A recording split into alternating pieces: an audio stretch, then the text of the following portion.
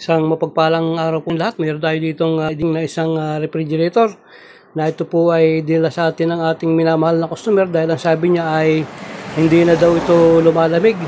Bali ang refrigerator po na ito ay galing ng Saudi. Ayan, inuwi niya dahil nagandaan siya doon sa ref na to na ginagamit niya ron, kaya naisipan niya na ipauwi sa atin. Ayan, hindi niya na tinanggal yung mga sticker niya. Ayan, oh, pinaka souvenir niya. Ayan.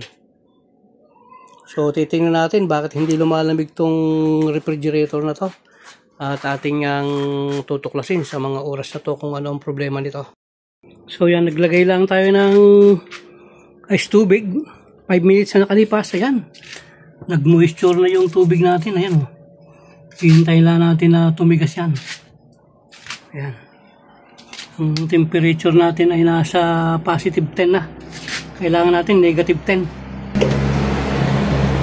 Buti na lang at kanina pa tayo nakatapos. Ayan, umuhos na yung ulan. Oh, ating ilagay na ice tubig at saka temperature reading kung ilan yung nakuha.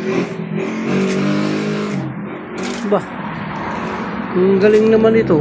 Oh, nag-sweating yung ibabaw samantalang ito ay wala. Oh, oh, wala.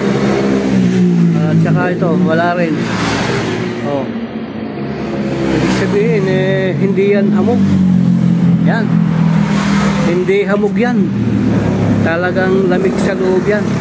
Okay, buksan natin, tingnan niya natin kung anong temperature ito at kung tumigas yung ating ice water. Ay, ayun, oh, ang galing, negative 15. Ayan, oh, ayun, oh, aba, ang tigas. Ayun, nabasag pa yung isa yata. Ito, hindi matanggal, oh. Ayun, aba, ang tigas. Oh, ayun, kapit na kapit yung yelo. Aba, pati ito, ayun, oh, nagkalantugan yung mga yelo. Aba, katigas naman. Tingnan natin ilalim. Ayun, oh, ganda ng ilaw niya. Ayan, muusok ah. Ang temperature natin yung setting 5, yung setting ng thermostat. So okay yan, nag-moisture ng gusto yung ating temperature reading. Oh, nag-moisture ng gusto. So ayun, okay na, tapos na yan. So yan, palibasa nga okay na siya. Ang gagawin natin ay ipipinsok na natin siya.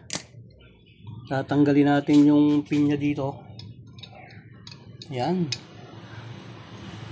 kasi hindi pwedeng isama tong pin na to dahil yan ay masusunog yung pin natin. Ginagamit pa natin yan sa iba, sabay check.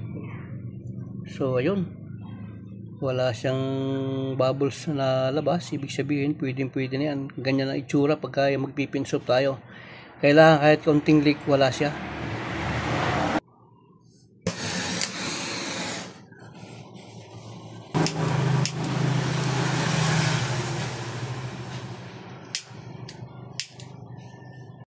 Naka-off tong ating compressor o yung ref natin.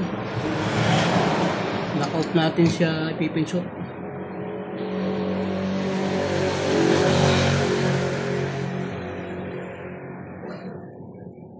Yan, pag naiinit natin ganyan, okay na yan.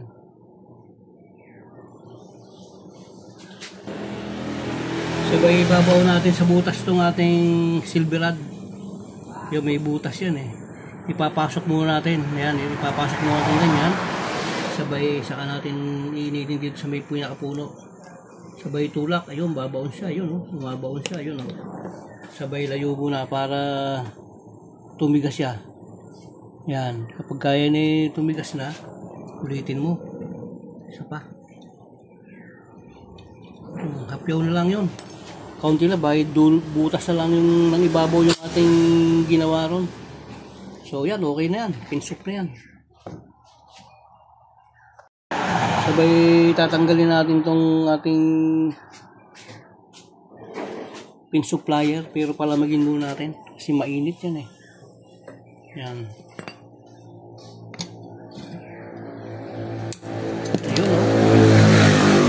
Vibra. Ayan. Okay, palamigin muna natin. Ayun.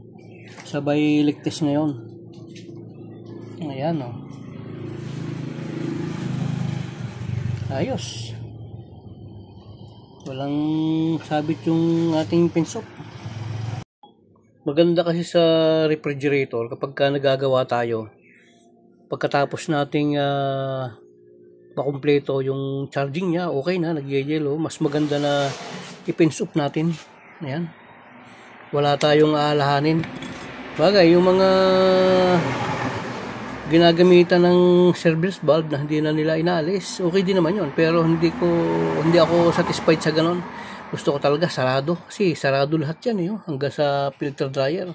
Kung halimbawa may magkaroon ng problema dyan puputok lang, pero hindi siya maglilik dahil doon sa thread ng ating filter dryer, yung sa flare nya. Minsan yung dito, yung kanyang service valve, yung takip nya, minsan hindi tayo mag-aalala na baka doon nagsimula. Ay kung sarado lahat yan, wala tayong pangamba. Pati itong likuran ayan, nag-sweating, ayan, nag-sweating siya, ayan, sa sobrang lamig yan, ang ganda. Kasi ang ginagamit ko kasi yung Sulfron, yung original na Freon.